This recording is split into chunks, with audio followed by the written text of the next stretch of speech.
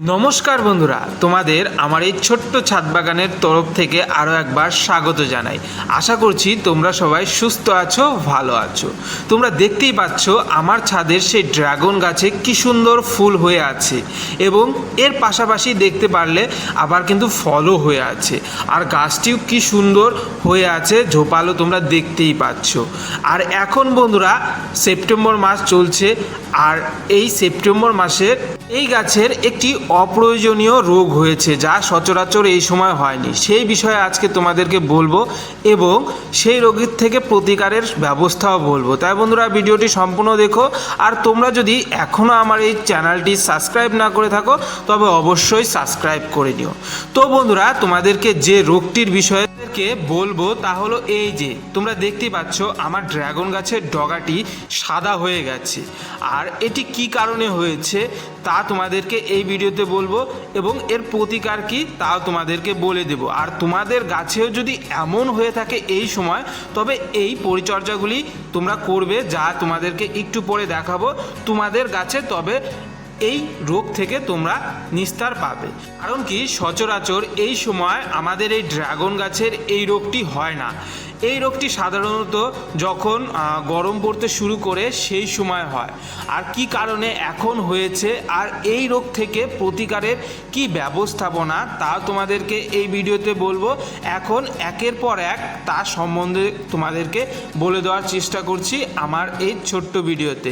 এখন বর্ষা শুরু হয়ে গেছে, বৃষ্টি পড়ছে, আবহাওয়া ঠান্ডা ছিল। আর বন্ধুরা, আবহাওয়া ঠান্ডা থাকলে কিন্তু এই গাছের তেমন সমস্যা হয় না। যখন এপ্রিল মাস বলতে গেলে ঠান্ডা শেষ হয়ে গরম পড়ে, তখন কিন্তু এই গাছে ডালা কচি থাকায় কিন্তু এই যে জলা রোগটি হয়। আর এটি প্রথম অবস্থায় দেখে মনে হচ্ছে যে পোকাতে খেয়ে ফেলেছে কোনো পোকা, আসলে তা নয়, এটি প্রচুর রৌদ্রের কারণে হয়েছে। তো যেটি বলছিলাম যে এই গাছের এই যে এটি হয়েছে যে ঠান্ডা ছিল, মানে বর্ষা হচ্ছে, আবহাওয়াটা ঠান্ডা, তার জন্য কিন্তু গাছে প্রচুর পরিমাণে রস, বলতে গেলে তোমরা গোড়া দেখতে পাবে যে গোড়াতে প্রচুর এখনো মানে জল ভিজে অবস্থাতে আছে। মানে এখন আবার বৃষ্টি শুরু হয়েছে, ভিজে অবস্থাতে আছে, গোড়াটা দেখলে বুঝতে পারবে। এতে কিন্তু কি হয়েছে, এই ডগাগুলোতে প্রচুর পরিমাণে রস জমা হয়েছে। আর মানে গত 3-4 দিন যাবত হঠাৎ করে প্রচুর গরম পড়ে, আর সূর্যের আলো ডাইরেক্ট এই যে এই ডগাগুলো দেখতে পাচ্ছ যে এই ডগাগুলোর উপরে পড়েছে। যে দিক থেকে ডাইরেক্ট এই ডগাগুলোর উপরে পড়েছে সেই দিক থেকে কিন্তু জ্বলে গেছে। প্রত্যেকটি ডালায় কিন্তু হয়নি, যে ডালাগুলো একটু মানে পরে, এই ডালাগুলো হলো সবার শেষে লাস্টের দিকে বেরিয়েছে গাছ থেকে। তো এই ডগাগুলো কিন্তু এই যে এই ডগার চাইতে কিন্তু একটু নরম ছিল। তাই কি হয়েছে, এই ডগাতে প্রচুর পরিমাণে রস জমা ছিল, আর সেই রসের কারণে কিন্তু ডাইরেক্ট সূর্যের প্রচুর তাপমাত্রা এর উপরে পড়েছে। আর এর ফলে কিন্তু এই জায়গায় দেখতে পাচ্ছ যে এইরকম জ্বলে গেছে। আর একটি কারণ বন্ধুরা, এই গাছগুলি আমি আমার এই মাচাটি ছাদে করা আছে, দেখতে পাবে এই যে ছাদে করা আছে। এতে করে কি হয়, যখন প্রচুর মানে রৌদ্র ওঠে, রৌদ্রুতে কি হয়, এই গাছের মানে একে তো রৌদ্রুর গরম, তারপরে এই যে ছাদ হিট হয়ে আবার এক্সট্রা তাপমাত্রা বেড়ে যায়, মানে আরো বেশি কয়েক ডিগ্রি বেশি তাপমাত্রা হয়ে যায়। তার ফলে কিন্তু মানে নিচের যে গাছ একটু পরে তোমরা দেখতে পাবে, সেই গাছের তুলনায় কিন্তু এই গাছে বেশি তাপমাত্রা লাগে। আর তার জন্যই এই পোড়া মানে জলা রোগটা একটু এই আমার ছাদের গাছে বেশি হচ্ছে, মানে বেশি হয়ে থাকে।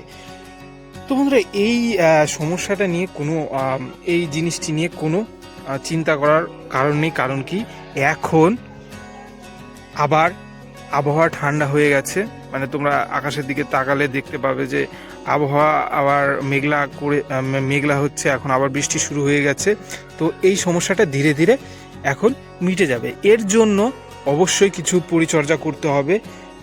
প্রথমত যদি মানে আমি যেহেতু আগে একটি ভিডিও করেছিলাম আজ থেকে কয়েক মাস আগে, সেই ভিডিওতে বলেছিলাম যে এইরকম পোড়া রোগ হবেই সাধারণত যখন তাপমাত্রা বেশি হয়। তার জন্য কি করতে হয়, পারলে উপর দিয়ে মানে এর উপর দিয়ে শেড কিছু দিয়ে কাপড় বা অ্যাগ্রোনেট দিয়ে উপর দিয়ে যদি ছাউনি দেওয়া যায় তাহলে কিন্তু এর উপরে ডাইরেক্ট সূর্যের আলো পড়ে না, আর তার ফলে এই গাছে কিন্তু এই সানবার্ন হওয়ার সম্ভাবনা খুবই কম থাকে। আর এখানে তেমন বেশি টেম্পারেচার হয় না, মানে খুব কম রেয়ার যে 2-1 দিন যদি বেশি তাপমাত্রা হয় এরকম, তখন হালকা একটু জলে আবার আস্তে আস্তে ধীরে ধীরে যখন টেম্পারেচার কমে তখন কিন্তু আস্তে আস্তে ঠিক হয়ে যায়। যেমনটা এখানে দেখতে পাচ্ছ এই সময় কিন্তু এই রকম টেম্পারেচার মানে রৌদ্রু হয় না, সেই কারণেই কিন্তু এইবার এতটুকু মানে একটু বেশি ক্ষতি হয়েছে। এই কয়েকটি ডালাতে দেখতে পাচ্ছ এতটুকু কিন্তু সাধারণত পড়ে না। আমার আগের এগুলো তো এই নিচের দিকে দেখতে পাবে, এগুলো গত বছরের ডালা, এগুলোতে কিন্তু তেমন কোনো পোড়ার নেই, মানে চিহ্ন নেই, কিন্তু এই বছর এই সমস্যাটা দেখা দিচ্ছে।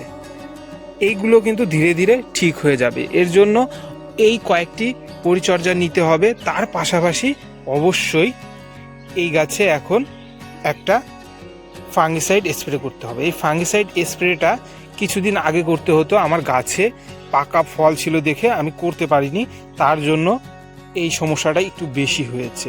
তো বন্ধুরা, কোনো টেনশনের কোনো কারণ নেই, আমি এই গাছে এখন ফাঙ্গিসাইড স্প্রে করে নিব। এতে করে এই যে গাছগুলো, সেই গাছের আবার ডালাগুলো রিপেয়ার হয়ে যাবে। এইগুলো এই যে এখানে দেখতে পাচ্ছ যে এরকম ফাঙ্গাসের অ্যাটাকের মতো হয়ে আছে, সাদা হয়ে আছে। এটি আগে যখন এপ্রিল মাসের দিকে সানবার্ন হয়েছিল তখন এই ডালাতে হালকা লেগেছিল, পরিচর্যা নিয়েছিলাম, এইটুকু পরিচর্যা নিয়েছিলাম, তাতে কিন্তু এই ডালাটি আবার সুস্থ হয়ে গেছে। এই ডালা থেকে কিন্তু আমি ফলও পেয়েছি, এই দেখতে পাবে এইখান থেকে আমি ফলও পেয়েছি, আবার ফুলও এসেছিল। তো বন্ধুরা, এইরকম কিন্তু এই ডালাগুলো ঠিক হয়ে যাবে, এতে নিয়ে কোনো টেনশন নেই। এখন বন্ধুরা, আমরা এই গাছে ভালো করে একটি ফাঙ্গিসাইড স্প্রে করে নেব। তো এই অবস্থাতে আমরা এই গাছে কি ধরনের ফাঙ্গিসাইড স্প্রে করতে পারি, এই যে দেখতে পাচ্ছ আমি স্প্রে মেশিনে ফাঙ্গিসাইড গুলি নিয়েছি। যেহেতু এই গাছে এই রোগটি হয়ে গেছে, তার জন্য আমরা এই গাছে সিস্টেমিক প্লাস কন্টাক্ট ফাঙ্গিসাইড, যেসব কম্বিনেশনের ফাঙ্গিসাইড আছে সেই সব আমরা এই গাছে স্প্রে করে নেব। যেমন সাপ, স্প্রিন্ট, এই ধরনের ফাঙ্গিসাইড স্প্রে করে নেব। কারণ কি, যেহেতু এই পোড়া রোগটা লেগে গেছে তার জন্য এই ওষুধটি অবশ্যই স্প্রে করে নিতে হবে। আর যদি এই রোগটি না লাগতো তাহলে শুধু সিস্টেমিক ফাঙ্গিসাইড ব্যবহার করতাম।